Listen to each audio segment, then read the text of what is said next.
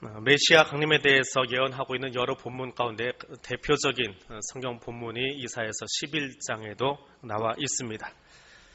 이사야라고 하는 말은 여호와는 구원이시다 라고 하는 그런 이름 뜻을 가지고 있습니다. 예수님 오시기 약 740년 전부터 680년 전, 그 사이로 예언을 했던, 약 60년 동안에 예언을 했던 예언자가 이사야입니다. 이 당시에 이스라엘은 북쪽에서는 아수르가, 그리고 남쪽에서는 애굽이 극도로 팽창되어 있는, 그래서 샌드위치 형태가 돼서 어느 쪽으로도 길을 펴보지 못하는 그런 시기가 이사야가 예언하던 시기입니다. 아수르에 의해서 북이스라엘이 이미 멸망을 했고 남유다는 더 극심한 혼란에 빠져 있었습니다. 그럼에도 불구하고 하나님 말씀 듣지 않고 경고를 듣지 않고 서 있었던 사람들이 바로 이 사람들입니다. 선지자들을 집단으로 죽이고 우상 숭배가 판을 치고 혼합 종교가 나와 있었던 때가 이사야가 예언하던 시기입니다. 그때 하나님께서 주시는 메시지입니다. 그런데 그 메시지가 참 재미있습니다. 이새의 줄기에서 한 싹이 나며 그 뿌리에서 한 가지가 나서 결실할 것이다 라고 이야기합니다. 이스라엘을 회복시키실 예언입니다. 북이스라엘이 아니라 전체 이스라엘을 회복시키실 예언인데 그 이스라엘을 한 싹과 한 가지로 표현하고 있습니다. 그 이유는 그 싹과 가지가 겸손한 메시아의 출현을 의미하기 때문에 그렇습니다. 이새의 줄기에서 한 싹이 나고 그 뿌리에서 한 가지가 난다. 우리는 3000년 뒤를 살고 있는 사람들이기 때문에 이 구절이 가지고 있는 느낌을 그렇게 확연하게 받지를 못합니다. 조금 쉽게 우리가 알 수 있는 역사로 이야기하면 태종이 강력하게 조선을 다스리고 있을 때에 아직 양령이 세자로 책봉되어 있던 그때에 사람들이 하는 말이 저 양령은 안 되겠다, 충령에게서 해야 되겠다라는 그 정도 생각을 가질까 하는 정도의 느낌이면 좋을 것 같습니다. 이새는 다윗이 등극하기 전까지는 이름조차 언급되지 않았던 사람입니다. 다윗 왕의 아버지, 더군다나 베들레헴 촌구석의 한 지역의 에브랏 사람, 별로 알려진 동네도 아니지요. 미천한 농부입니다. 그런데 이사야가 표현합니다. 그 집안에서, 그 가족 중에서 메시아가 나온다라고 하는 것입니다. 유명한 혈통을 이야기하지 않습니다. 다윗의 줄기라고 표현하지 않고 굳이 이새의 줄기라고 표현하는 것은 그만큼 남유다가 황폐했다라고 하는 의미이기도 하고 하나님이 가장 작은 것에서 일으켜 주시겠다라고 하는 의미가 담겨 있습니다. 사람들은 자꾸 초라하게 보는지 모르겠지만 하나님의 구원은 바로 거기서 시작되고 있음을 오늘 본문을 통해서 기억할 수 있기를 원합니다. 두 번째로 오늘 본문이 이야기하는 것은 하나의 싹과 하나의 가지라는 뜻입니다. 유일하신 메시아를 이야기합니다. 두 개의 가지가 아닙니다. 두 개의 싹이 아닙니다. 여러 가지 중에 하나가 아닙니다. 유일하신 메시아, 한 싹과 한 가지를 이야기합니다. 그것은 그리스도의 유일성을 이야기하고 있습니다. 우리에게 구원을 주실 분이 오직 예수밖에 없음을 이야기합니다.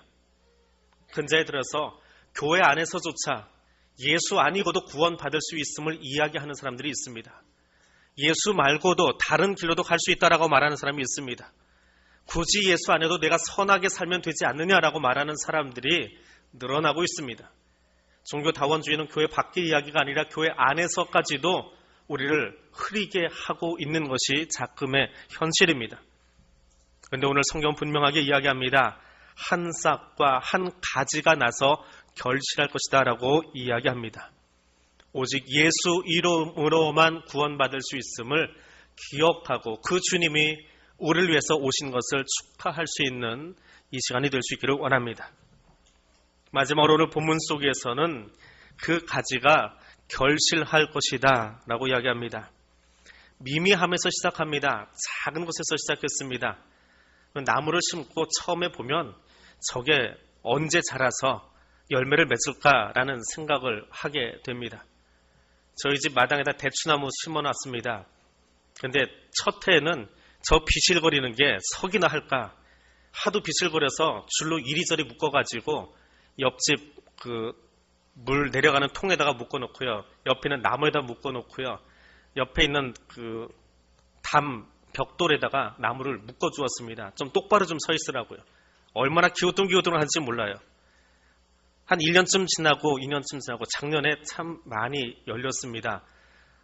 한 3년 지나니까 조금 나무다운 모습이 보이더라고요.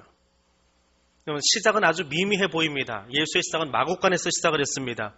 그러나 그 마지막 완성은 어떤 나무입니까? 마곡간에서 시작하신 예수의 이야기가 십자가에서 끝납니다. 가장 작아 보이지만 그 십자가만이 구원의 열매를 가져오는 하나님의 유일한 방법이었더라라고 하는 것입니다. 그리고 그 나무는 싹을 내지 못하는, 열매를 맺지 못하는 나무가 아니라 결실하더라라고 이야기합니다. 열매가 풍성하더라 이야기합니다. 열매가 없는 것은 죽은 것입니다. 그런데 한 싹과 그 가지는 생명의 구주를 이야기합니다. 생명의 열매를 이야기합니다. 예수님이 마곡간에서 시작한 그의 생애가 작고 보잘것없는 것 같지만 그 생애를 통해서 오늘 우리에게 구원의 감격을 주신 것을 기억하면서 이전에게 함께 할 수 있기를 원합니다.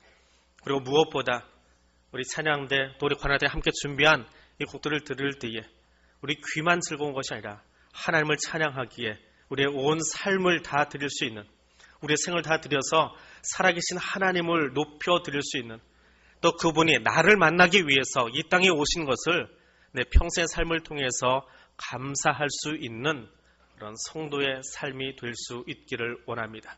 기도하겠습니다. 거룩하신 하나님 감사합니다. 우리를 위하여서 이세 줄기에서 한 싹으로, 한 가지로 오셔서 결실하는 아름다운 이야기를 듣게 하여 주시니 감사드립니다.